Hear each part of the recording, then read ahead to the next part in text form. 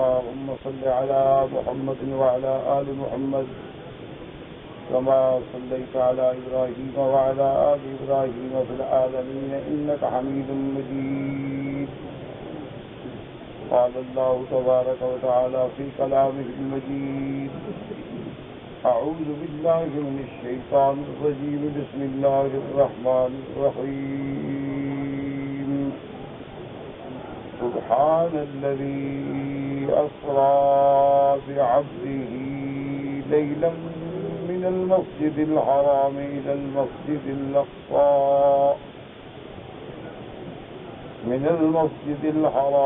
المسجد الأقصى الذي باركنا حوله لنريه من آياتنا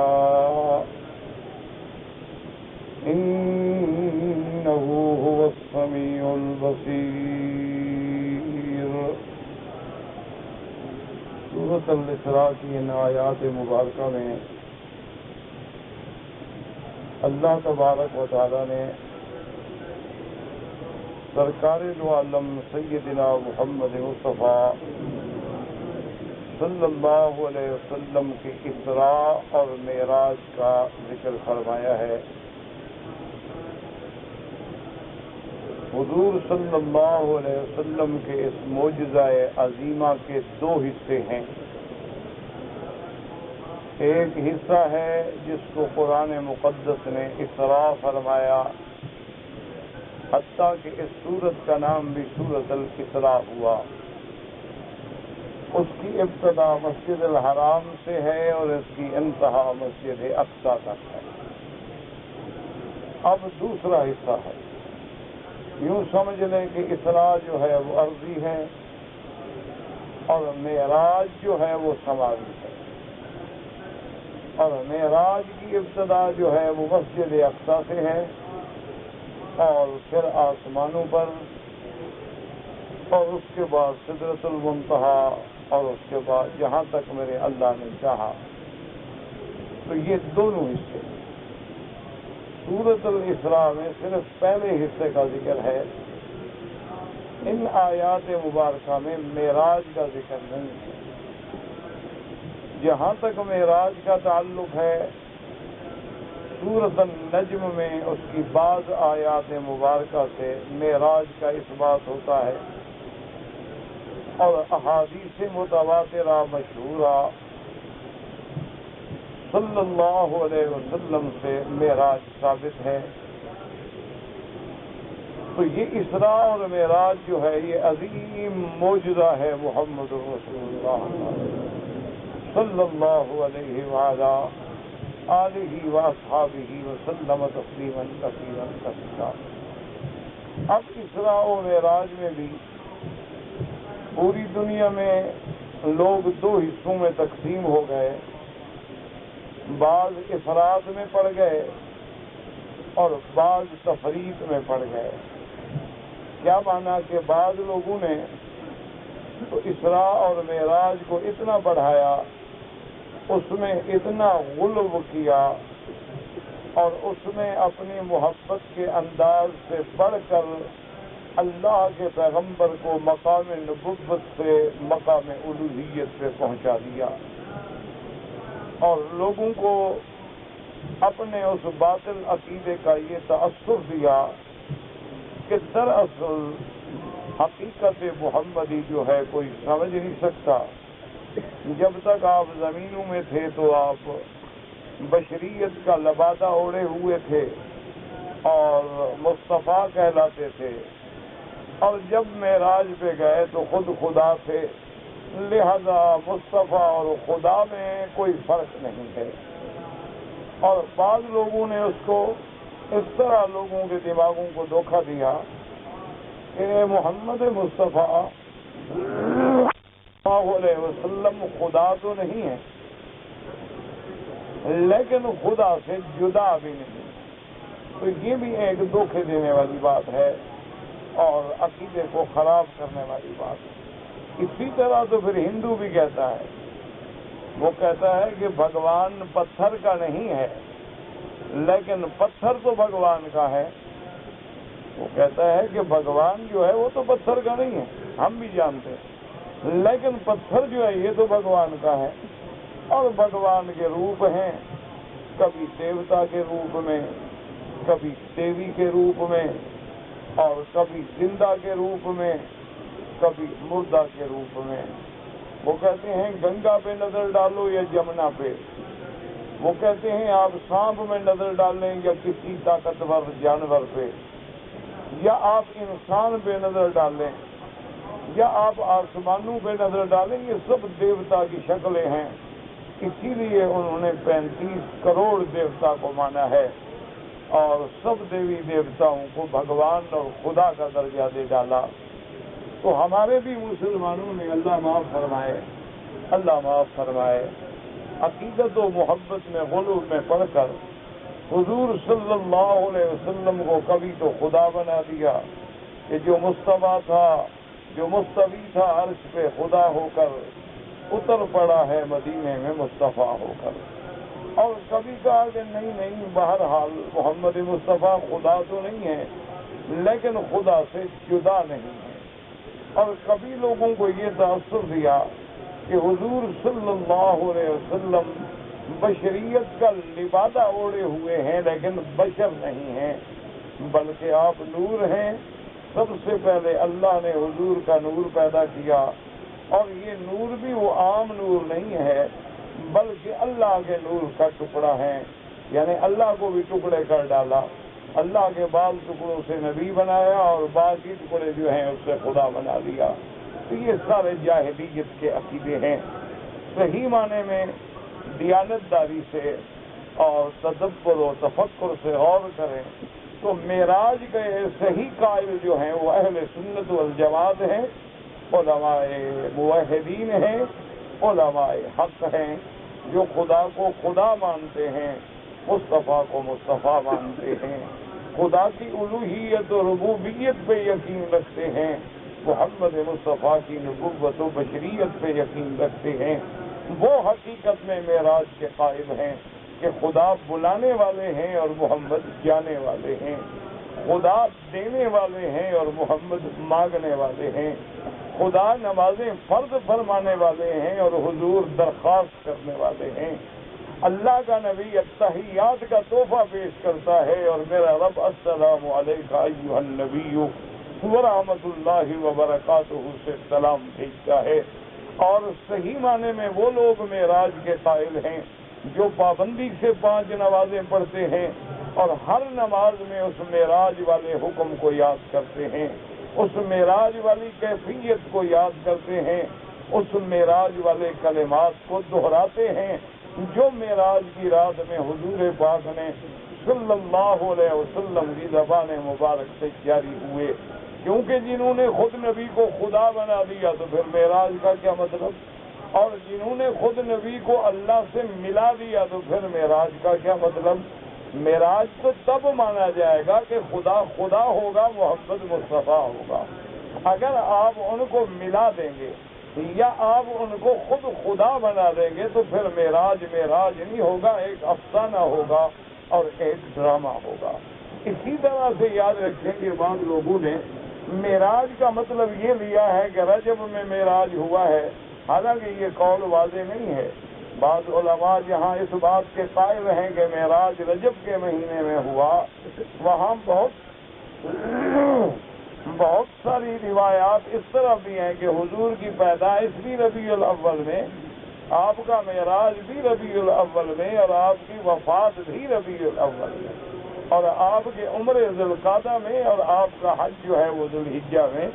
تو علماء کی تحقیق میں یہ رجب کی بات بھی درست نہیں ہے، اور بعض علماء اور لوگوں نے ایک دم یعنی طریقہ بنایا ہے کہ 27 رجب کو خیراتیں کریں اور جھنڈیاں لگائیں اور معراج منائیں۔ یہ سب جاہلیت ہے، یہ سب بدعات ہیں، یہ سب رسومات ہیں، ان کا نہ اسلام سے کوئی تعلق ہے اور نہ اظہار محبت سے کوئی تعلق ہے۔ اگر اس چیز کو کوئی بندہ یہ کہے کہ جناب یہ ہماری اظہار عقیدت ہے، تو کیا اظہار عقیدت کا یہ طریقہ حضرت صدیق کو سمجھ نہیں آیا؟ اظہار عقیدت کا یہ طریقہ حضرت عمر کو سمجھ نہیں آیا؟ حضرت عثمان کو سمجھ نہیں آیا، حضرت علی کو سمجھ نہیں آیا، حسنین کریمین کو سمجھ نہیں آیا، اہل بیت رسول کو سمجھ نہیں آیا، ائمہ محدثین و فقہا کو سمجھ نہیں آیا، یہ سینکڑوں صدیوں کے بعد رسومات کا طریقہ صرف تمہیں سمجھ آیا ہے، اس پر ما سوائے حسرت و افسوس کے آدمی کیا کہہ سکتا ہے؟ تو اس لیے ہمیشہ یاد رکھیں۔ اچھا، بعض وہ لوگ ہیں، اللہ معاف کرے، جنہوں نے معراج کا سرے سے انکار کر دیا۔ ایسے بھی لوگ دنیا میں ہیں، وہ کہتے ہیں جی کوئی معراج ہے ہی نہیں، یہ تو بس لوگوں نے ایسے روایات بنا دی ہیں، کوئی معراج وغیرہ نہیں، اور اللہ نے قرآن میں معراج کا ذکر ہی نہیں کیا ہے، اللہ نے تو اسراء کا ذکر کیا ہے کہ مسجد الحرام سے مسجد اقصیٰ تک، اور اس کے بعد تو کوئی ذکر ہے ہی نہیں قرآن مقدس میں، تو لہذا انہوں نے سرے سے معراج کا انکار کر دیا۔ تو یہ فرقہ بھی غلط ہے، وہ منکرین معجزات ہیں، منکرین حدیث محمد مصطفیٰ ہیں، اور حق بات یہ ہے کہ اسراء بھی حق ہے، معراج بھی حق ہے، اور یہ معجزہ محمد مصطفیٰ ہے صلی اللہ علیہ وعلا آلہ واصحابہ وسلم تسلیما کثیرا۔ اور اسی مسئلے میں بعض لوگوں کا علمی اختلاف ہے کہ بعض علماء فرماتے ہیں کہ یہ معراج جو ہے یا اسراء، یہ نیند کی بات ہے، یہ رؤیا ہے، یہ خواب ہے، یہ جاگتے ہوئے جسم سے حضور کا جانا ثابت نہیں ہے۔ وہ فرماتی ہیں، قرآن کہتا ہے وَمَا جَعَلْنَا الرُّؤْيَا الَّتِي أَرَيْنَاكَ، رؤیا تو کہتے ہیں رویا خواب کو کہا جاتا ہے، اور قرآن کہتا ہے یہ خواب ہے۔ اسی طرح بی عائشہ رضی اللہ تعالی عنہ کا قول ہے، اسی طرح حضرت معاویہ رضی اللہ تعالیٰ عنہ کا قول ہے، لیکن یہ علمی اختلاف ہے، یاد رکھو۔ یہ اختلاف جو ہے نعوذ باللہ باعث جھگڑا یا باعث نفرت نہیں ہوتا، ہمیشہ یاد رکھو۔ یعنی اگر کسی مسئلے میں صحابہ میں بھی اختلاف ہے، حضرت عبداللہ ابن مسعود کی ایک رائے ہے، حضرت عبداللہ ابن عباس کی ایک رائے ہے، تو یہ اختلاف جو ہے اسلام کے خلاف نہیں ہوتا، بلکہ یہ علمی اختلاف ہے، یہ فہم کا اختلاف ہے، اور جو بندہ جس صحابی کا بھی دامن پکڑ لے گا انشاءاللہ نجات پہ پہنچ جائے گا، کیونکہ کلًا وعد اللہ الحسنی، اللہ نے سب سے وعدہ کیا ہے جنت کا، رضی اللہ تعالی عنہم ورضوا عنہ۔ لیکن یاد رکھو کہ جمہور کا مسلک یہ ہے کہ سرکار دو عالم کا معراج جسمانی ہے اور معراج جاگتے میں ہے۔ حضور نے بالکل اپنے جاگتے آنکھوں سے اپنے جسد مبارک کے ساتھ معراج کیا ہے، یہ جمہور اسی پہ ہیں، اور علماء حق، علماء اہل سنت والجماعت اور سلفاً اور خلفاً الحمدللہ یہی زیادہ راجح قول ہے کہ سرکار دو عالم کا اسراء بھی حق، آپ کا معراج بھی حق، اور ہے بھی معراج جسمانی نہ کہ روحانی۔ اور باقی جو حضرات فرماتے ہیں کہ خواب ہے، تو ان کا بھی علماء نے جواب دیا، وہ بھی سچے ہے، کیونکہ حضور پاک کو اللہ جانے کتنے معراج ہوئے ہیں۔ اب دیکھیں نا، جیسے یہی معراج جو ہم پڑھ رہے ہیں، اس میں بظاہر تو ایک معراج ہے، لیکن اگر دیکھا جائے تو حضور کو تو اسی میں 5 دفعہ معراج ہوا ہے، تو ایک معراج میں کتنے معراج ہیں؟ تو اس لیے علماء نے فرمایا کہ جو صحابہ فرماتے ہیں کہ معراج روحانی ہے یا خواب ہے، وہ بھی سچے ہیں۔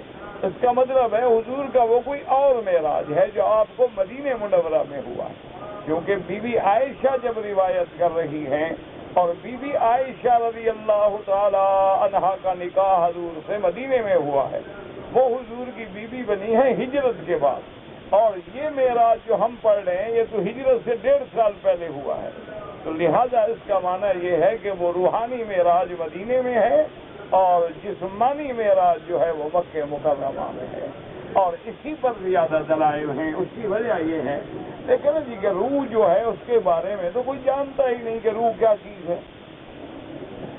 اللہ کا قرآن خود کہتا ہے کہ تم نہیں جانتے کہ روح کیا ہے۔ اتنی دیر میں اگر آپ ایک دفعہ درود شریف پڑھ لیتے تو کیا خیال ہے، کوئی تکلیف ہوتی ہے آپ؟ اللہ کے بندے، جمعہ کا دن ہے، اور مکے کے مسجد الحرام میں ہو، کعبے کے سامنے ہو، اور پھر بھی درود نہ پڑھو تو ایسا بدقسمت حضور کا امتی کیا ہوگا؟ اس سے بڑا بخیل کیا ہوگا؟ اور میرا آج سن رہے ہیں اور بالکل زبانوں پہ تالے لگے ہوئے ہیں، گنگ ہیں زبانیں، انا للہ و انا الیہ راجعون۔ اور اس کے مقابلے پہ اگر جناب کوئی گانا لگا ہوتا، کوئی ڈسکو کا ریکارڈ لگا ہوتا تو سارے تھرک تھرک کے ناچ رہے ہوتے۔ انا للہ و انا الیہ راجعون کے علاوہ بندہ کیا کہتا؟ ورنہ مسلمان ہو اور نام محمد آئے اور درود نہ ہو، اس جیسا بخیل، بدقسمت، شقی، بدبخت دنیا میں پیدا ہی نہیں۔ اللہم صلی علی محمد وعلی آل محمد کما صلیت علی ابراہیم وعلی آل ابراہیم فی العالمین انک حمید مجید۔ اور ایک بات یہ بھی یاد رکھو، ہم جو درود پڑھیں گے اس سے اور نہ پڑھیں تو حضور کا کوئی نقصان نہیں ہوگا، ہم اپنا نقصان کریں گے، اور اگر ہم پڑھیں گے تو ہمارے درجات بلند ہوں گے اور حضور کی شفاعت نصیب ہوگی تو فائدہ تو ہمارا ہوگا، یعنی یہ تو سراسر ہمارے فائدے کی بات ہے۔ تو اب جناب سمجھیں کہ جب روح جو ہے وہ لطیف ہے تو روح لطیف کے لیے براق کی کیا ضرورت ہے؟ روح تو ایک لطیف چیز ہے۔ یسألونک عن الروح قل الروح من امر ربی وما اوتیتم من العلم الا قلیلا۔ روح بڑی لطیف چیز ہے، اور روح کے لیے پھر براق لانے کی کیا ضرورت ہے؟ اور روح کو سوار کرنے کے لیے براق بھیجنے کی کیا ضرورت ہے؟ تو دلیل ہے کہ یہ معراج جسمانی ہے۔ اور اسی طرح پھر اللہ نے فرمایا سبحان الذی، یہ تعجب کی بات ہے۔ خواب دیکھنا تو کوئی تعجب نہیں، آدمی کوئی عجیب چیز دیکھے تو کہتے ہیں سبحان اللہ، اور خواب تو بڑے اللہ والے لوگ جو ہیں وہ بھی دیکھتے ہیں، کبھی مکے میں ہیں، کبھی مدینے میں ہیں، کبھی طواف میں ہیں، کبھی سیر کر رہے ہیں۔ خواب دیکھنا تو کوئی تعجب والی بات ہے۔ اور اسی طرح اگر خواب ہوتا تو ابو جہل کو شور کرنے کی کیا ضرورت ہے؟ مخالفت کی کیا ضرورت ہے؟ انکار کی کیا ضرورت ہے؟ مخالفین کا انکار بھی دلیل ہے کہ یہ معراج جو ہے معراج جسمانی ہے۔ اور اسی طرح اللہ نے فرمایا کہ عبد ہی، اور عبد کا اطلاق بھی روح اور جسد پہ ہوتا ہے، عبد کا اطلاق جو ہے وہ صرف روح پہ نہیں ہوتا ہے۔ جیسے اللہ نے فرمایا وَأَنَّهُ لَمَّا قَامَ عَبْدُ اللَّهِ، اور اسی طرح حضرت عیسیٰ ابن مریم علیہ السلام نے فرمایا اِنِّی عَبْدُ اللَّهِ آتَانِیَ الْکِتَابَ وَجَعَلَنِی نَبِیًّا۔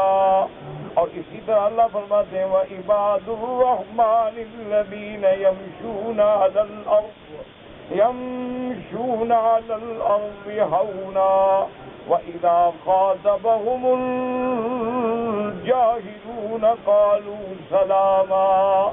اور اسی طرح قرآن کہتا ہے إِنَّ عِبَادِي لَيْسَ لَكَ عَلَيْهِمْ سُلْطَانٌ۔ سارے قرآن پہ دیکھو، جہاں لفظ عبد ہوگا وہاں جسم اور روح دونوں ہوں گے، صرف روح کو قرآن نے کبھی عبد نہیں کہا۔ یہ فرمایا سبحان الذی اسرا بعبدہ، تو معلوم ہوا کہ میرا بدری محمد مصطفیٰ صلی اللہ علیہ وسلم اپنے جسد مبارک سے معراج کے تشریف لے گئے۔ اور یاد رکھو کہ حضور کے معراج میں ایک روایت ہے کہ دار ام ہانی سے، اور ایک روایت ہے کہ حتیم سے، لیکن یہ دونوں روایتیں درست ہیں کہ حضور پہلے باب بیت ام ہانی میں تھے، وہاں سے حتیم میں آئے، وہاں سے زمزم کے قریب آئے، اور اس کے بعد حضور پھر براق پہ سوار ہوئے۔ اور اللہ نے فرمایا کہ یہ اسراء اور معراج کیوں ہے؟ فرمایا لِنُرِيَهُ مِنْ آیاتنا، ہم اپنے نبی کو بڑی بڑی نشانیاں دکھانا چاہتے ہیں، ہم دکھانا چاہتے ہیں کہ ہم قادر ہیں، اور چاہیں تو آسمانوں کے دروازے کھول کے محمد کو اوپر لے جائیں، اور یہ دکھانا چاہتے ہیں کہ ہم قادر ہیں کہ چاہیں تو 1,24,000 پیغمبر کو مسجد اقصی میں، حالانکہ اب آدم کی وفات کو کتنا عرصہ ہو گیا، نوح علیہ السلام کی وفات کو کتنا عرصہ ہو گیا، لیکن اللہ نے تمام انبیاء کو ایک مقام پہ اکٹھا کر دیا، لنریہ من آیاتنا، اور یہ بڑی نشانیاں ہیں کہ اللہ نے حضور کو جنت کی سیر کرا دی، اللہ پاک نے حضور کو حور العین دکھلا دی، اللہ تبارک و تعالیٰ نے حضور کو گناہ گاروں کے عذاب کے نمونے دکھلا دیے، اور حضور صلی اللہ علیہ وسلم کے لیے ایسی سواری بھیجی کہ حضور نے فرمایا کہ ما دون البغل و فوق الحمار، خچر سے کچھ چھوٹی تھی اور گدھا سے کچھ بڑی تھی، لیکن حضور نے فرمایا کہ خطوبها مد بصرها، اس کے قدم وہاں پڑتے تھے جہاں نظر پڑتی تھی۔ تو یہ اللہ کی نشانیاں ہیں۔ آج تک کوئی جاندار سواری ایسی نہیں پیدا کر سکے، آج تک دنیا میں ترقی کرنے والے کوئی ایسی چیز نہیں بنا سکے جو معراج محمد مصطفیٰ کا مقابلہ کر سکے، صلی اللہ علیہ وآلہ آلہ واصحابہ وسلم تسلیما کثیرا کثیرا۔ تو اب حضور کا معراج شروع ہوا مسجد الحرام سے۔ حضور فرماتی ہیں کہ جبریل علیہ السلام آئے، انہوں نے مجھے اس براق پہ بٹھایا، اور براق میرے بیٹھنے سے پہلے ذرا شوخی کرنے لگا، تو حضرت جبریل علیہ السلام نے مخاطب کیا براق کو کہ براق کیا کر رہے ہو؟ آج تو تم پہ وہ سوار ہو رہا ہے کہ جس سے افضل اللہ نے کائنات میں پیدا ہی نہیں کیا ہے، وہ تو ساری مخلوق کا سردار ہے، وہ اللہ کی مخلوق میں سب سے اعلیٰ ہے، سب سے افضل ہے، سب سے اجمل ہے۔ اس کے بعد براق کی شوخی ختم ہو گئی، حضور صلی اللہ علیہ وسلم براق پہ سوار ہوئے، اور اسی سے ہمیں یہ مسئلہ بھی سمجھ آیا کہ اب دیکھو جبریل علیہ السلام اللہ کا فرشتہ ہے، تمام فرشتوں کا سردار ہے اور اللہ کی نوری مخلوق ہے، لیکن وہ خادم بن کے محمد مصطفیٰ کے براق کی مہار پکڑ کے چل رہا ہے، تو ہمیں پتہ لگا کہ مقام بشریت جو ہے وہ مقام نور سے بہت بلند ہے، وہ مقام ملائکہ سے بہت بلند ہے۔ اسی لیے اقبال نے کہا تھا سبق ملا ہے یہ معراج مصطفیٰ سے مجھے کہ عالم بشریت کی زد میں ہے گر تم۔ اس نے کہا کہ مجھے تو اب پتہ چلا کہ مقام بشریت کیا ہے، کہ جس کے لیے اللہ نے آسمانوں کو، اللہ تبارک و تعالیٰ نے سیارات کو، اللہ تبارک و تعالیٰ نے شمس و قمر کو، اللہ تبارک و تعالیٰ نے نجوم و کواکب کو، اللہ تبارک و تعالیٰ نے ثوابت و سیارات کو حکم دیا کہ ہر چیز اپنے مقام پہ رک جائے، اب محمد مصطفیٰ آنے والے ہیں صلی اللہ علیہ وآلہ آلہ واصحابہ وسلم تسلیما کثیرا کثیرا۔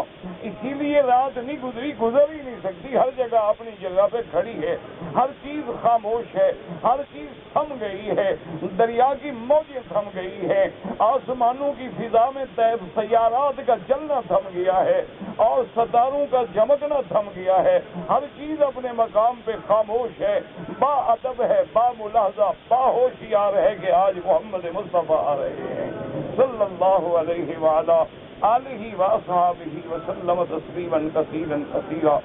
اور حضور نے فرمایا کہ دوسری نشانیوں میں یہ بھی نشانی دیکھو کہ جب سوار کسی چیز پہ سوار ہوتا ہے، آپ نے دیکھا ہے کہ اگر چڑھائی چڑھے تب بھی تکلیف ہوتی ہے، اور اگر اترنی ہو تب بھی تکلیف ہوتی ہے، کیونکہ آدمی کو لگام کھینچنی پڑتی ہے اور اترے تب بھی لگام۔ لیکن حضور نے فرمایا اللہ نے میری سواری کو ایسے کر دیا تھا کہ اگر اونچائی ہو یا اترائی ہو، محمد مدنی کے توازن میں فرق نہ آئے صلی اللہ علیہ وآلہ آلہ واصحابہ وسلم تسلیما کثیرا کثیرا۔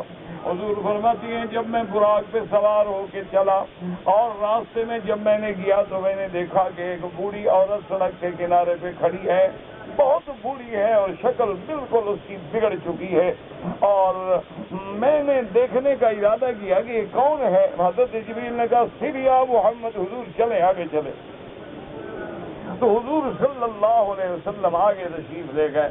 حضور فرماتے ہیں کہ میں سفر کے دوران میں تھا کہ سڑک کے ایک کنارے سے آواز آئی یا محمد صلی اللہ علیہ وسلم، آواز آئی اور میرا نام لے کے آواز آئے، تو میں نے ارادہ کیا کہ بات کروں کون ہے، کیوں میرے لیے پکارا ہے۔ حضرت جبریل نے کہا سر یا محمد، چلے آگے چلیں حضور صلی اللہ علیہ وسلم۔ حضور صلی اللہ علیہ وسلم اور آگے چلیں، ابھی آپ کو رکنے کی اجازت نہیں ہے۔ اور اس کے بعد حضور فرماتے ہیں مررت بکثیب احمر، میں ایک سرخ ریت کے ٹیلے کے پاس سے گزرا، اور وہاں جب میں گیا تو میں نے کیا دیکھا کہ رہے تو اخی موسیٰ قائم یصلی فی قبرہ، حضرت موسیٰ قبر میں کھڑے نماز پڑھ رہے ہیں صلی اللہ علیہ وسلم۔ अलैहिस्सलातु वस्सलाम, अल्लाह के करोड़ों सलातो सलाम हूँ। और ये मसला याद रखें, कभी झगड़े में ना पड़ा करें। ये जो दुनिया में इख्तलाफ है ना जी कि मुर्दे जिंदा हैं या नहीं हैं, सुनते हैं या नहीं हैं, ये इख्तलाफ लोगों में है, अंबिया में कभी इख्तलाफ नहीं है। अंबिया और शुहदा की हयात जो है वो कुरान से साबित है, उसमें इख्तलाफ का तो कोई तसव्वुर भी पैदा नहीं हो सकता है। इसलिए हमेशा याद रखें, कुरान कहते हैं शहीद को मुर्दा न कहो। चलो इतना कह देते कि जी अदब की बात है, मुर्दा न कहो। देखो ना, कुरान जो है ना, हमेशा याद रखें कि किसी बात को कुरान जब नफियन व इस्बातन, हमेशा याद रखें इस मसले को, कि एक बात होती है ना जी, आप कहें कि मुर्दा न कहो, बस काफी है, इतनी बात ही काफी है ना जी कि शहीद को मुर्दा न कहो बस। तो हम समझते कि अदब है शहीद का, एहतराम है, हम उसको मुर्दा न कह रहे। अल्लाह ने फरमाया ये नहीं कहा सिर्फ कि मुर्दा न कहो, बल्कि क्या कहा कि मुर्दा न कहो, बल्कि हाँ, अब ये बात समझे ना कि नफी भी है, इस बात भी है कि वला तक़ूलू लिमन युक़तलु फी सबीलिल्लाहि अमवात बल अहयाउन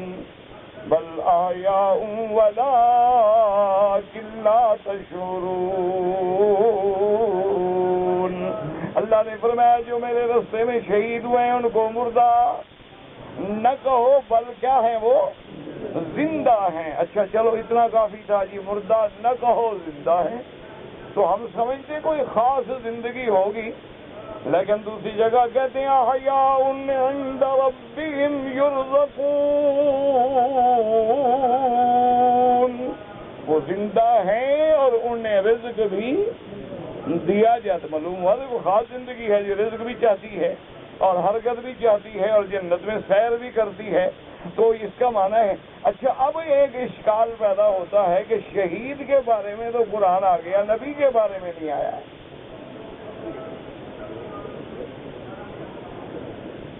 यानी शहीद को मुर्दा न कहो, ये तो कुरान है, लेकिन नबी के बारे में कुरान की किसी आयत में ये बात नहीं है। तो अल्लाह ने फरमाया कि मेरे बंदे, मेरे मानने वाले, मेरे नबी को मानने वाले, कुरान को मानने वाले इतने अंधे तो नहीं हैं कि जब मैंने शहीद की जिंदगी का फैसला कर दिया, नबी तो करोड़ दर्जे ज्यादा बुलंद है शहीद से, उसके बारे में तो कहने की जरूरत ही नहीं। जरूरत तो वहाँ थी जहाँ इश्काल पैदा हो, जहाँ कोई मुश्किल पैदा हो, वो मसला उस्ताद समझा देगा। जहाँ कोई बंदों के लिए मुश्किल हो, अल्लाह कुरान नाज़िल कर देंगे। और जो मसला देखो ना, अब कोई मुझे कहे जी रात है, अब समझाने की कोई जरूरत है जी रात है? जब रात है तो फिर समझाने की क्या जरूरत है? अच्छा सूरज निकला हुआ क्या जनाब दिन है? तो अगला कह गया तो पूछने वाला अहमक है। अल्लाह ने फरमाया कि जब मैंने शहीद का रुतबा बयान कर दिया, नबी के बारे में तो पूछने वाले की अकल ही नहीं। नबी तो नबी होता है, ये शहीद जब तक नबी का कलमा न पढ़े शहीद ही नहीं हो सकता। तो जिस नबी के कलमे पढ़ने वाले शहीद का ये मर्तबा है, तो नबी का क्या मकाम होगा? इसलिए अल्लाह ने फरमाया उसके तो बयान करने की जरूरत ही नहीं हो, तो बात ऐसी बात है। इसीलिए अब देखें कि हजूर ने फरमाया कि मैंने देखा कि मूसा अलैहिस्सलाम कब्र में है। अच्छा हजूर कब्र में है, अच्छा ये भी कह देते हजूर के कब्र में हैं और नमाज पढ़ रहे हैं, बस काफी थी, इतनी बात काफी नहीं थी। हजूर मैंने देखा मूसा नमाज में, लेकिन क्यों फरमाया वहुवा काइमुन, और एक रिवायत में है काइमन युसल्ली, और खड़े हैं, नमाज भी खड़े होके पढ़ रहे हैं। क्यों भाई? क्योंकि कोई एतराज ना कर दे कि जी वो तो सोए हुए थे और इशारा किया होगा, हजूर ने नमाज समझी। वरना हजूर ने फरमाया ना वो बाकायदा खड़ा है मूसा अलैहिस्सलाम, और खड़ा मुर्दा खड़ा होके नमाज पढ़ता है। कोई अकल की बात करे। अच्छा उसको टालने के लिए कह देते हैं कि जी ये तो मौजिज़ा था हजूर का। कहते हैं जी ये जो है मौजिज़ा, अल्लाह के बंदो अकल करो, हजूर का देखना मौजिज़ा है, हजूर पर मूसा अलैहिस्सलाम की ये इबादत का खुल जाना मौजिज़ा है। मूसा की नमाज पढ़ना तो नमाज है ना, ये तो देखना मौजिज़ा है कि हजूर ने देख लिया, वो तो नमाज ही है ना। اس کے بعد صلی اللہ علیہ وسلم فرماتی ہیں کہ میں نے جبریل سے پوچھا کہ یا جبرائیل یہ بوڑھی کون تھی؟ اس نے کہا حضور یہ دنیا تھی، دنیا کی شکل جو ہے بوڑھی عورت کی شکل میں پیش کی گئی کہ یہ دنیا اب ختم ہونے والی ہے، بوڑھی ہو چکی ہے، خراب ہو چکی ہے، ذلیل ہو چکی ہے، اب اس کے مٹنے کے دن قریب آ گئے ہیں۔ میں نے کہا جبریل وہ پکارنے والا کون ہے؟ تو جبریل علیہ السلام نے عرض کیا یا رسول اللہ انہ ابلیس، وہ لعنت اللہ ابلیس آپ کو بلا رہا تھا، اگر آپ ذرا بھی توجہ کرتے تھے تو آپ کی ساری امت گمراہ ہو جاتی، اس لیے میں نے کہا تھا کہ آپ چلیں۔ اور اس کے بعد پوچھا حضور صلی اللہ علیہ وسلم نے جب آگے آئے تو حضرت جبریل نے عرض کیا انزل یا محمد صلی اللہ علیہ وسلم، آپ سواری سے اتریں اور نماز پڑھیں۔ میں نے کہا جبریل یہ کون سی جگہ ہے کہ میں نماز پڑھوں؟ فرمایا طور سینا ہے، جس جگہ اللہ نے موسیٰ علیہ السلام سے کلام فرمایا تھا، یہ وہ مقام ہے جہاں اللہ نے موسیٰ علیہ السلام سے کلام کیا تھا، تو آپ یہاں نماز ادا کریں۔ میں نے 2 رکعت نماز پڑھی اور اس کے بعد ہم چلے آگے۔ حضور جبریل علیہ السلام نے عرض کیا کہ اب یہاں اتریں اور یہاں بھی 2 رکعت نماز پڑھیں۔ میں نے جب 2 رکعت نماز پڑھ لی تو میں نے پوچھا کہ یہ کون سی جگہ ہے؟ تو جبریل نے کہا بیت اللحم، یہ وہ مقام ہے جہاں عیسیٰ علیہ السلام پیدا ہوئے ہیں علیہ السلام۔ تو اس لیے فرمایا کہ میں نے وہاں بھی اتر کے 2 رکعت نماز جو ہے ادا کی۔ صلی اللہ علیہ وآلہ وسلم تسلیما کثیرا کثیرا۔ اس کے بعد حضور صلی اللہ علیہ وآلہ آلہ وصحبہ تشریف لے گئے۔ حضور فرماتی ہے کہ جب ہم مسجد اقصیٰ پہنچے، یاد رکھو سب سے اول کعبہ اول بیت یہ بیت اللہ ہے، اور مسجد اقصیٰ بعد میں بنائی گئی ہے، لیکن ایک بات کو ہمیشہ دماغ میں رکھیں کہ جب بھی آدمی غور کرے تو سمجھ یہ آتا ہے کہ اللہ جس گھر کو عزت دینا چاہتے ہیں، جس گھر کو شان دینا چاہتے ہیں، وہاں اپنے شان والے بندے بھیج دیتے ہیں۔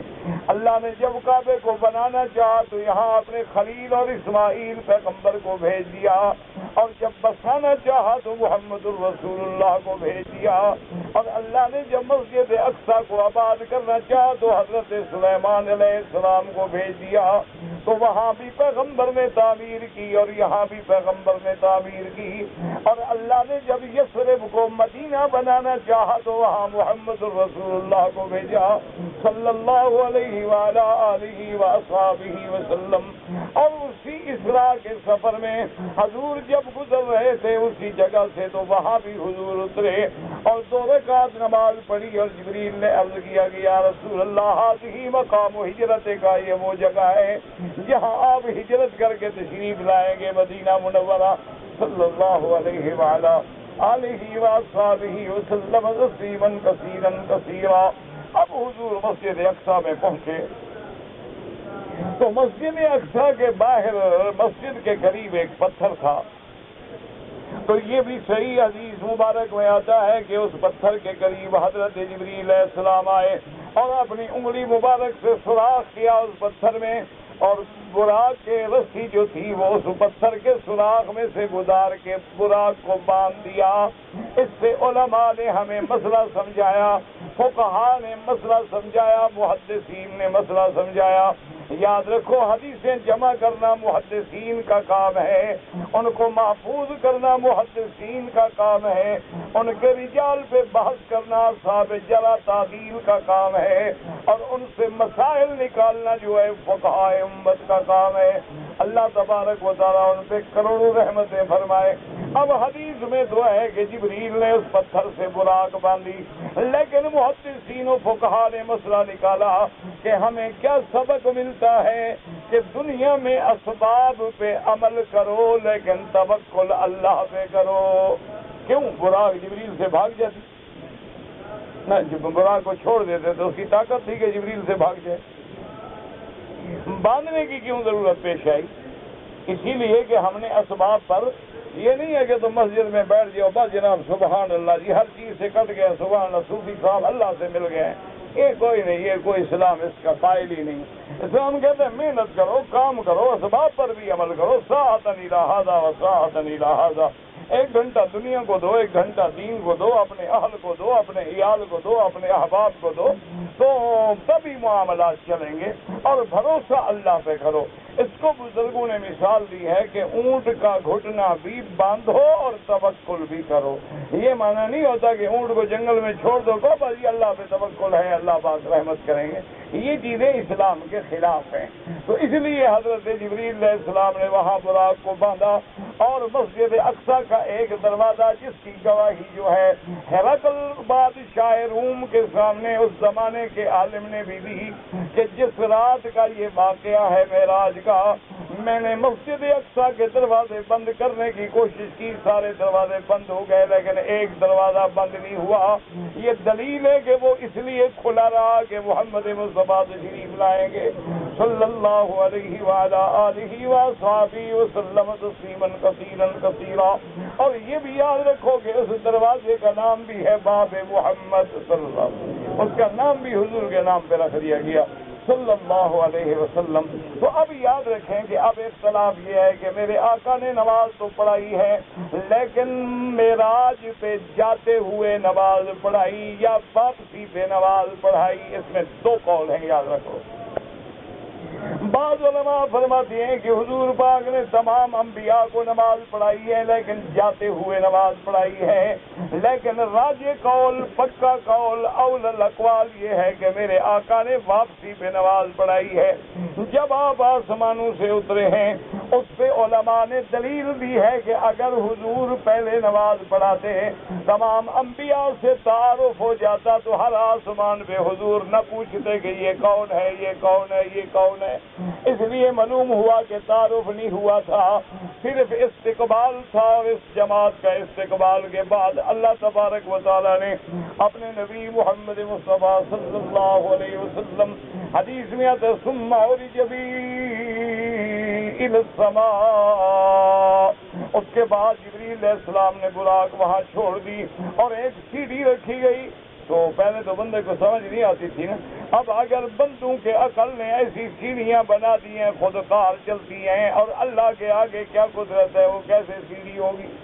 इसलिए एक दफा सहाबा ने पूछा कि या रसूल अल्लाह सल्लल्लाहु अलैहि वसल्लम, जिब्रील को आसमानों पे जाने में कितनी देर लगती है?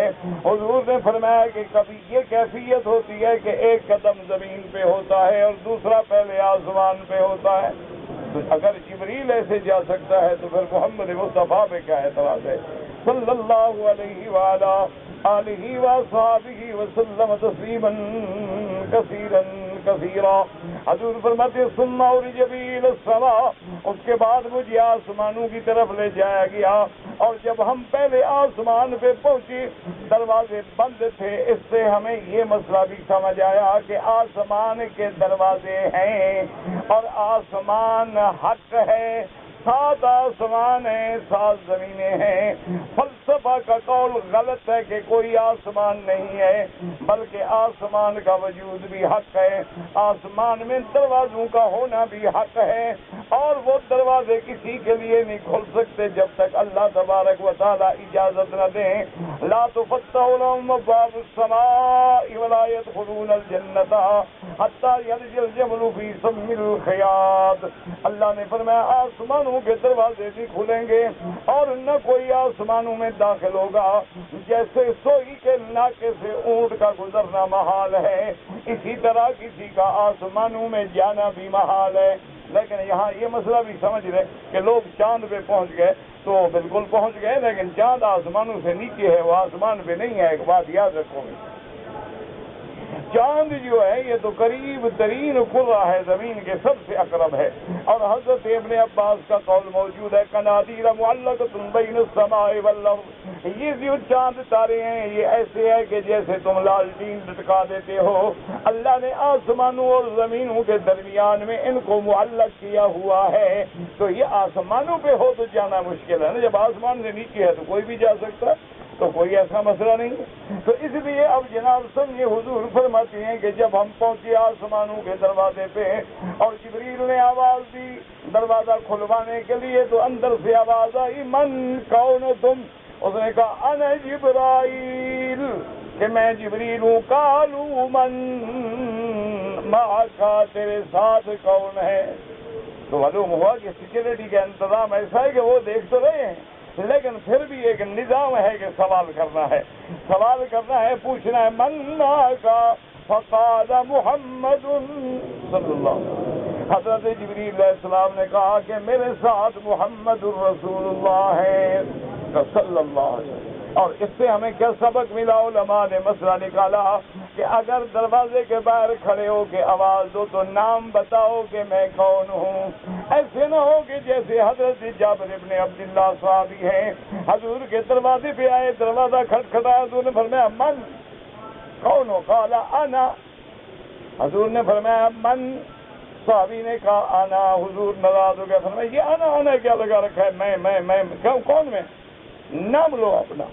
تو اسلام جو ہے ہمیں یہ بھی سبق سکھاتا ہے کہ اگر اجازت لینی ہو تو نام بتاؤ کہ میں فلان ہوں، تاکہ گھر والوں کو اندازہ ہو کہ اجازت لینے والا کون ہے۔ میں ہوں جی، اور جی میں ہوں جی، اور جی میری آواز آپ نے نہیں پہچانی، یہ نہیں پتہ نہیں، ایسے حکم کرتے ہیں جیسے کوئی گورنر لگے ہوئے ہوں وقت۔ اچھا جی آپ نے میری آواز، اچھا کئی لوگ مجھے ٹیلی فون کرے اور جی میری آواز نہیں پہچانی، میں نے کہا جی اندر ریکارڈ کر کے رکھ لوں گا، غلطی ہو گئی معاف کر دیں۔ عجیب دنیا ہوتی ہے، خدا کے بندے بتائیں 2 سال بعد 4 سال بعد وہ بھی ٹیلی فون کر رہے ہیں، میں نے تمہاری آواز کو فیڈ کی ہوئی ہے، ریکارڈ کیا ہوا ہے دماغوں سے۔ یا جیسی عام دیکھیں نا عام رواج ہوتا ہے ماشاءاللہ، جس مولوی سے اور جس بزرگ سے زیادہ محبت ہو نا لوگوں، حضرت دعا میں یاد رکھنا ہے، یعنی یہ کام بھی میں نے کرنا، تم کیا کرو گے؟ یعنی کیا طریقہ ہے بھی محبت کا معنی؟ حضرت میں آپ کو ہمیشہ دعا میں یاد رکھوں گا، جب تم رکھو گے میں بھی دعا کروں گا۔ یہ اجی آپ دعا میں یاد رکھ، میں میرے لیے دعا میں یاد رکھوں، نو کروں، میں تمہارا ڈیوٹی ہے میری میرے لیے دعا کرنے کی۔ یہ کیا بات ہے؟ دعا کہ یہ نہیں کہیں نہیں جاتی، دعا تو نکلتی ہے اندر سے، یاد رکھو ہمیشہ، بد دعا بھی اندر سے نکلتی ہے اور دعا بھی اندر سے نکلتی ہے۔ جب کسی بزرگ سے اللہ والے سے دعا لینی ہو تو کوئی ایسا کام کرو کہ خوش ہو کے ان کے دل سے تیرے لیے دعا خود نکل جائے، اور اگر کوئی بد دعا کا شوق ہو تو ایسی تکلیف پہنچاؤ کہ رات کو اٹھتے بیٹھتے تو یہ بد دعا کریں۔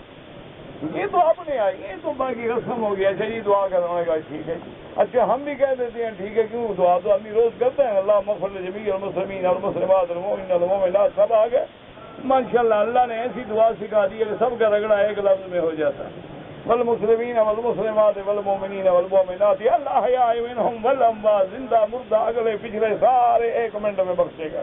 فی امان اللہ، وعلیکم السلام ورحمۃ اللہ وبرکاتہ۔ تو یہ جو ہے نا یہ غلط بات ہے نا، اس لیے دیکھیں اب جبریل ہے، ورنہ جبریل کہہ سکتا ہے، جبریل تو سارے ملائکہ کا سردار ہے۔ اس نے پوچھا من، فقال انا جبرائیل، قالوا من معک، تیرے ساتھ کون ہے؟ قال محمد الرسول اللہ صلی اللہ علیہ وسلم تسلیما کثیرا کثیرا۔ قالوا هل بعث الیہ، کیا حضور کی بعثت ہو گئی؟ اس میں 2 قول ہیں، یاد رکھیں محدثین کے معنی بعثا کیا معنی، یعنی حضور کو نبوت مل گئی، حضور نبی ہو گئے، بعثت ہو گئی، اور ایک معنی یہ بعث الیہ، کیا حضور کو معراج کا بلاوا مل گیا ہے، اللہ کے بلانے پہ آئے ہیں۔ جبریل نے کہا نعم بعثا، آپ کو بعثت ہو گئی ہے۔ تو حضور فرماتے ہیں کہ ہمارے لیے وہ دروازہ جو تھا آسمانوں کا کھل گیا، آسمانوں کے دروازے پہ جب گئے تو پہلے آسمان پہ جب میں پہنچا تو ایک آدمی میں نے دیکھا اور میں نے سلام بھی کیا۔ حضرت جبریل نے کہا یا رسول اللہ ھذا ابوک آدم علیہ السلام، یہ آپ کے ابا آدم ہیں اور آپ ان کو سلام کریں۔ حضور فرمایا اچھا خدا کی حکمت ہے کہ آخر باپ ہوتا ہے نا، پہلے دروازے پہ آئے ہوئے ہیں، باپ اپنے بیٹے کو دیکھنے کے لیے انتظار میں ہے نا آدم علیہ السلام، اس لیے وہ سمائے اول پہ کھڑے ہیں اور دوسرے آسمان پہ گیا۔ حضور فرماتی ہیں کہ اس پہ مجھے حضرت ہارون علیہ السلام کی ملاقات ہوئی، اور تیسرے آسمان پہ حضرت یحییٰ اور حضرت عیسیٰ علیہ السلام کی ملاقات ہوئی، اور اس کے بعد حضرت ادریس کی ملاقات ہوئی، اور اس کے بعد حضرت موسیٰ علیہ السلام حضرت عیسیٰ علیہ السلام کی ملاقات ہوئی۔ اور جب میں 7ویں آسمان پہ پہنچا، میں نے دیکھا کہ ایک گھر ہے اور ایک بزرگ اس پہ پشت لگا کے بیٹھے ہیں، اور آگے کچھ نوجوان بیٹھے ہیں جو پڑھ رہے ہیں۔ میں نے جبریل سے پوچھا کہ من، یہ کون ہے اور یہ گھر کیا ہے؟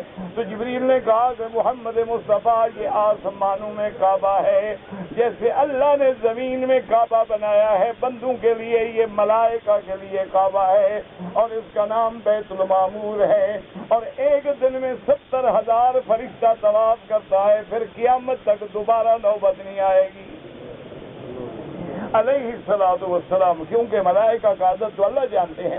وما یعلم جنود ربک الا هو۔ اور میں نے پوچھا من ھذا الرجل، یہ بندہ کون ہے؟ حضور فرماتی ہیں بزرگ اتنے خوبصورت ہیں، اتنے خوبصورت ہیں، اور آپ کی داڑھی مبارک بھی سینے مبارک تک ہے، اور حضور نے فرمایا بس میں یہ کہہ سکتا ہوں کہ وہ میرے ہم شکل تھے، میری شکل ان سے ملتی جلتی تھی۔ تو میں نے پوچھا کہ من، یہ کون ہے؟ انہوں نے کہا ھذا ابوک ابراہیم علیہ السلام، یہ آپ کے ابا سیدنا ابراہیم علیہ السلام ہیں۔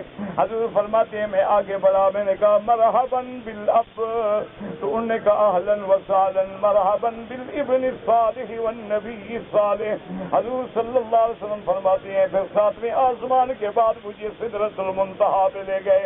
سدرۃ المنتہا، سدرہ مانا بیری کا درخت ہے، اور وہ ایسا درخت ہے فرمایا کہ جس کو ملائکہ نے ڈھانک رکھا تھا، اللہ کے فرشتوں نے ڈھانک رکھا تھا۔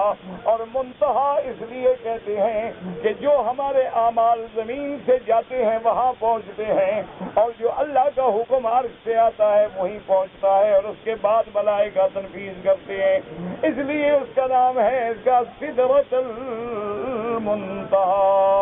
اور اس کے بعد فرماتے ہیں حضور کے پھر رف کہتی ہیں کہ ایک میز، ایک قالین، ایک سجاد، جیسے آج کل ایک قالین کا ٹکڑا ہو، اس پہ جب میں کھڑا ہوا تو رف مجھے لے کے اور اوپر چلا گیا، اور پھر میں نے اپنے اللہ سے کلام کیا، اور اپنے اللہ کے دربار میں اپنے عجز و نیاز و درخواست پیش کی۔ میرے رب نے مجھ پہ سلام بھیجا، اور میرے لیے اور میری امت کے لیے 50 نمازیں فرض کی۔ فرمایا اس کے بعد جب میں واپس آیا، حضرت موسیٰ علیہ السلام نے پوچھا کہ ماذا فرض علیک وعلی امتک یا محمد، آپ پر اور آپ کی امت پہ اللہ نے کیا فرض کیا؟ میں نے کہا 50 صلاۃ، 50 نمازیں۔ قال ارجع الی ربک فاسألہ تخفیفا۔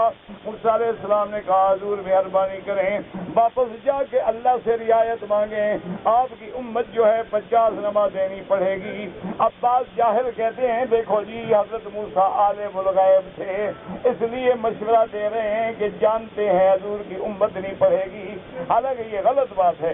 دوسری روایت میں موجود ہے کہ حضرت موسیٰ نے فرمایا کہ یا محمد صلی اللہ علیہ وسلم، میری امت پہ 2 نمازیں فرض تھیں، میں نے بڑی کوشش کی لیکن میری امت وہ 2 نمازیں بھی صحیح ادا نہیں کرتی تھی، اور آپ کی امت کیسے 5 نمازیں ادا کرے گی؟ کیونکہ وہ تو میرے بعد آنے والے ہیں، کمزور ہوں گے، میری امت تو زیادہ قوی تھی۔ حضور فرماتی ہیں کہ میں پھر واپس گیا، میں نے عرض کیا کہ یا اللہ مہربانی کریں میری امت پہ رعایت کریں۔ اللہ پاک نے فرمایا کہ 10 نمازیں معاف ہیں۔ اسی طرح پھر دوبارہ گیا، پھر سے 12 کیا، پھر چوتھے بار گیا۔ اب آپ خود اندازہ لگائیں کہ کتنے معراج ہوئے؟ ایک معراج تو نہ ہوا نا، حضور ہر دفعہ جو جا رہے ہیں اپنے اللہ کے پاس، پھر آ رہے ہیں، پھر جا رہے ہیں، پھر آ رہے ہیں، پھر جا رہے ہیں، پھر آ رہے ہیں، تو ایک معراج میں کئی معراج۔ اور اس کے بعد حضور کے اوپر صرف 5 نمازیں رہ گئی۔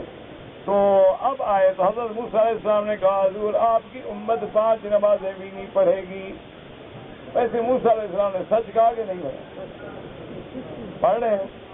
ہاں، جو پڑھتے ہو ماشاءاللہ 5 منٹ میں 5 رکعتیں، اللہ اکبر اللہ اکبر اللہ اکبر اللہ اکبر. پتہ نہیں کون سی نماز ہے, ہمیں تو سمجھ نہیں ہے یار. طواف جو اچھا ابھی نماز پڑھیں گے طواف امام سلام پھر گا وہی کھڑے گا اللہ اکبر, تاکہ طواف والے نہ گزرے, گزرے تو ہماری گردن کے اوپر سے گزرے. انا للہ و انا الیہ راجعون. اب جناب حضرت موسیٰ علیہ السلام نے کہا حضور پھر جائیں. حضور نے کہا کہ میں پھر عرض کرتا ہوں. پھر جا کے عرض کیا تو اللہ نے فرمایا کہ یا محمد صلی اللہ علیہ وسلم لا تبدیل لکلمات اللہ. اللہ کا فیصلہ کبھی نہیں بدلتا. میرا فیصلہ ہو چکا ہے. آسمان و زمین کے پیدا ہونے سے بھی 2000 سال پہلے سب کچھ لکھا جا چکا ہے اور لوح محفوظ میں محفوظ ہو چکا ہے. لیکن میں نے اپنے فیصلے کے لیے تیری امت سے رعایت کر دی ہے کہ تیری امت نمازیں تو 5 پڑھے گی لیکن لکھی 50 جائیں گی. من جاء بالحسنۃ فلہ عشر امثالها. تو اب جناب حضرت آقا انعامدار واپس آئے. موسیٰ علیہ السلام نے کہا کہ پھر عرض کریں. میں نے کہا استحییت ربی. موسیٰ علیہ السلام اب بار بار جانے میں مجھے حیا آتی ہے اللہ تبارک و تعالیٰ سے دوبارہ درخواست کرنے میں. اچھا بعض علماء نے ایک لطیفہ لکھا ہے. یہ علمی لطیفے ہوتے ہیں, مسئلے نہیں ہوتے, یاد رکھا کرو. ایسے نہیں ہر بات کو فتویٰ بنا دیا کرو. ایک قول ہوتا ہے, ایک بعض علماء کا خیال ہے, تخیل ہے. وہ کہتی ہیں کہ موسیٰ علیہ السلام نے جو بار بار مشورہ دیا ہے, جہاں شفقت ہے حضور کی امت پہ, جہاں اللہ کے بندوں سے محبت ہے, وہاں وہ کہتے ہیں اس کی وجہ یہ تھی کہ جب موسیٰ علیہ السلام کوہ طور پہ تھے اللہ نے ہم کلام فرمایا, بغیر واسطے کے, بغیر ملک کے, بغیر جبریل کے کلام ہوا. تو موسیٰ علیہ السلام نے کہا رب ارنی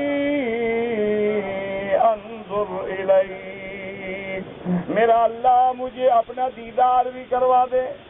تو اللہ نے فرمایا لن ترانی ولکن انظر الی الجبل. موسیٰ علیہ السلام آپ نہیں دیکھ سکتے. اچھا ایسا کریں اس پہاڑ کو دیکھیں, اور جب میں پہاڑ پہ تجلی ڈالوں گا تو پھر اندازہ کریں کہ پہاڑ برداشت کر سکتا ہے.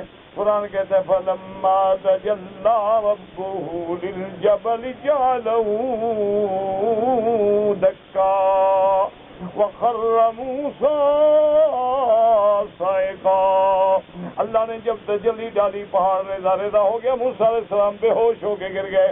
فَلَمَّا أَفَاقَ قَالَ سُبْحَانَكَ تُبْتُ إِلَيْكَ. اور جب موسیٰ ہوش میں آئے تو کہا میرا اللہ میری توبہ میری توبہ میری توبہ, میں متحمل نہیں ہو سکتا دیدار باری تعالیٰ کا. تو اب علماء نے ایک لطیفہ لکھا ہے. ان نے کہا موسیٰ علیہ السلام کو جب موقع ملا آسمانوں میں اور ان نے حضور کو بار بار بھیجا, دل میں تمنا تھی کہ میرا مدنی میں تو خدا کو نہیں دیکھ سکا, ان آنکھوں کو تو دیکھتا رہوں جو خدا کو دیکھ رہی ہے. صلی اللہ علیہ وعلا آلہ وصحبہ وسلم تسلیما کثیرا کثیرا. اسی لیے کسی نے کہا تھا نا کہ بن دیکھے خدا مان لیا ہے اور دیکھنے والے کا کہا مان لیا ہے. ہم نے تو بن دیکھے مانا ہے لیکن محمد مصطفیٰ نے تو دیکھا ہے. اس لیے بعض صحابہ کہتے ہیں کہ اللہ نے حضور کو کلام بھی بخشا, رویت بھی بخشی, اور بعض علماء فرماتی ہیں نہیں دیدار تو نہیں ہوا, اللہ پاک نے قرب بخشا لیکن حجاب ربی کے ساتھ. ایک حدیث میں ہے کہ صحابی کہتے ہیں میں نے پوچھا ہر رأیت ربک یا رسول اللہ, کیا حضور آپ نے خدا کو دیکھا تھا؟ فرمایا رأیت نورا, میں نے نور دیکھا. اور ایک روایت میں فرمایا نور انا اراہ, وہ تو ایک ایسی نور ذات ہے کہ میں کیسے دیکھ سکتا ہوں. لیکن یاد رکھیں کہ قیامت میں اللہ یہ شرف دیں گے امت محمد مصطفیٰ کو. قیامت والے دن جب جنت میں جائیں گے تو اللہ اپنا دیدار کرائیں گے اور ہر مومن کو دیدار ہوگا.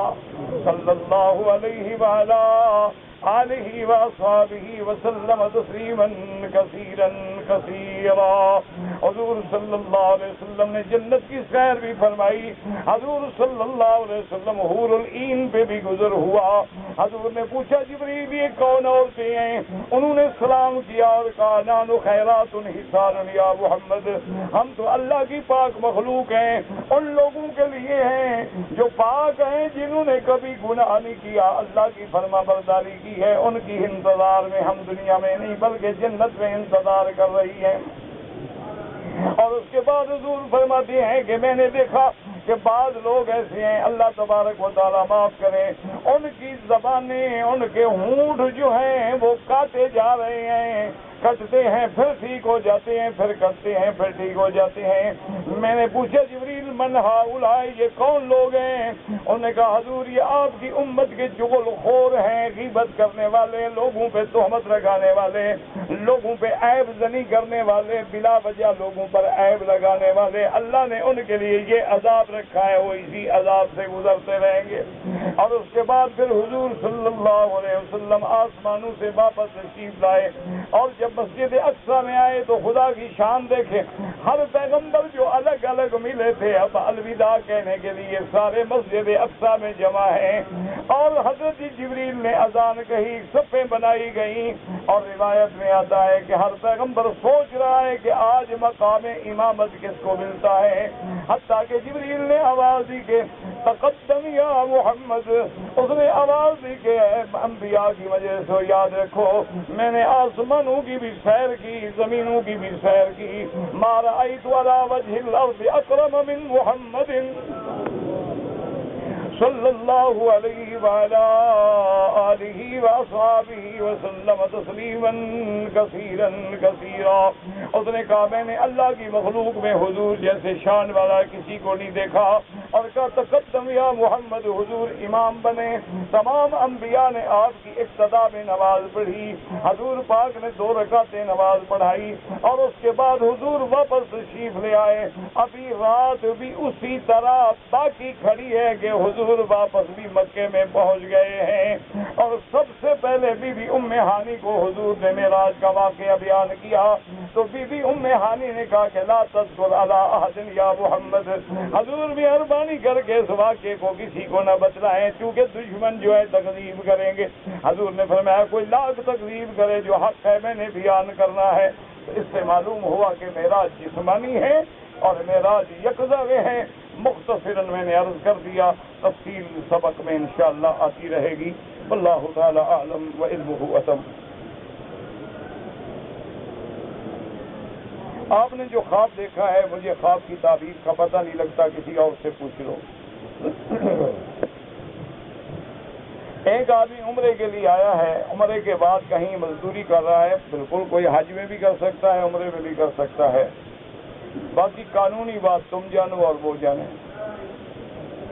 اگر ایک آدمی عمرے پہ آیا ہے، اس کے رشتہ دار جدے میں ہیں، وہ اپنے رشتہ داروں کو جدے ملنے کے لیے جائے، واپسی پہ کوئی عمرہ ضروری نہیں، اگر کرنا چاہو احرام باندھ لو، نہ باندھو تمہاری مرضی ہے، کیونکہ جدہ میقات نہیں، جدہ ہل ہے۔ ایک آدمی کی بیوی کے ساتھ سویا تھا، بچہ بھی لیٹا تھا، بچی مر گئی، ہو سکتا ہے کہ وہ نیند میں، اللہ معاف کرے، بہرحال اس کا قصاص نہیں ہوگا لیکن توبہ کریں۔ کہتے ہیں جی کہ حدیث میں ہے جس سرمے کا نام، اس کا نام ہے اسمد، الف صاد میم دال۔ حضور نے فرمایا کہ یجل البصر، کہ آنکھوں کو، نظر کو تیز کرتا ہے اور پپلیوں کو بڑھاتا ہے۔ تو اسمد کے نام سے سرما ملتا ہے، پوچھ لو، تحقیق کرو، یہ تمہارا کام ہے کہ صحیح مل جائے۔ اگر ایک عورت حیض میں ہے تو مسجد الحرام میں داخل نہیں ہو سکتی، کسی مسجد میں داخل نہیں ہو سکتی، یہاں کیسے ہو سکتی ہے؟ شادی شدہ عورت کی ماہواری دوسرے یا تیسرے دن رک جائے، یہ اس کی عادت پہ ہے، اس کی عادت 3 دن ہے، 4 دن ہے، 5 دن ہے، 7 دن ہے، وہ عادت کے دن پورے کرنے پڑیں گے، چاہے 1 دن میں بھی رک جائے۔ اگر ایک آدمی کو سفر کی حالت میں گیس کی شکایت ہو جاتی ہے اور اندیشہ ہے کہ اس کا وضو قائم نہیں رہتا، پہلی بات تو یہ ہے کہ وہم نہ کرو، وہم کا کوئی علاج نہیں۔ حضور نے فرمایا جب تک آدمی کوئی بدبو نہ سونگھے یا اس کو ہوا خارج ہونے کا یقین نہ ہو تو شیطان وسوسے ڈالتا رہتا ہے، اس کو چھوڑ دو، وہی آپ کا وضو ٹھیک ہے۔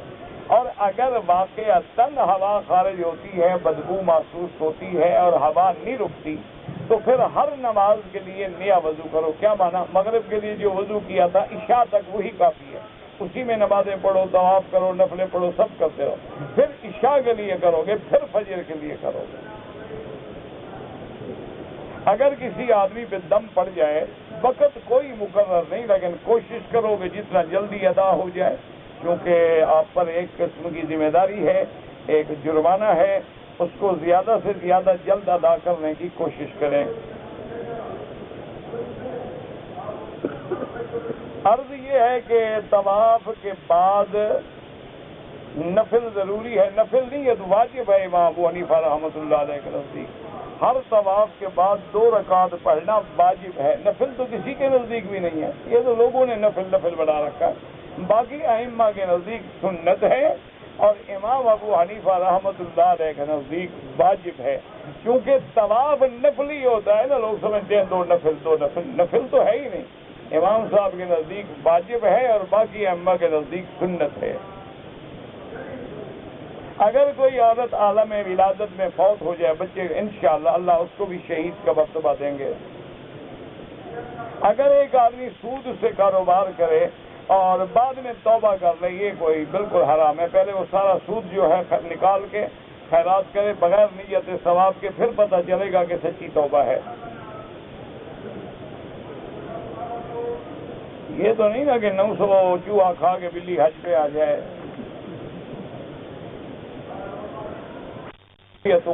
اللہ اعلم لانی ما اعد الرؤيا فارجو منك ان تغادر الى مشائخ اخرى فجزاك اللہ۔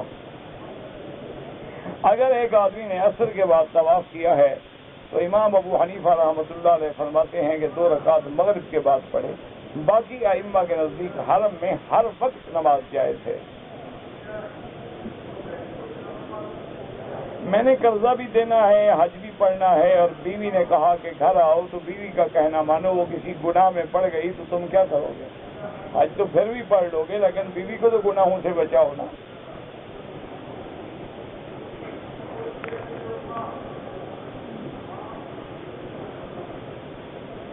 ہمارے ملک میں یہ شب برات میں 50 رکعت پڑھنے کا حکم، یہ کوئی حکم نہیں، نہ حدیث ہے، نہ حکم ہے، نہ کوئی بات ہے، یہ ایسے لوگوں کی باتیں ہیں۔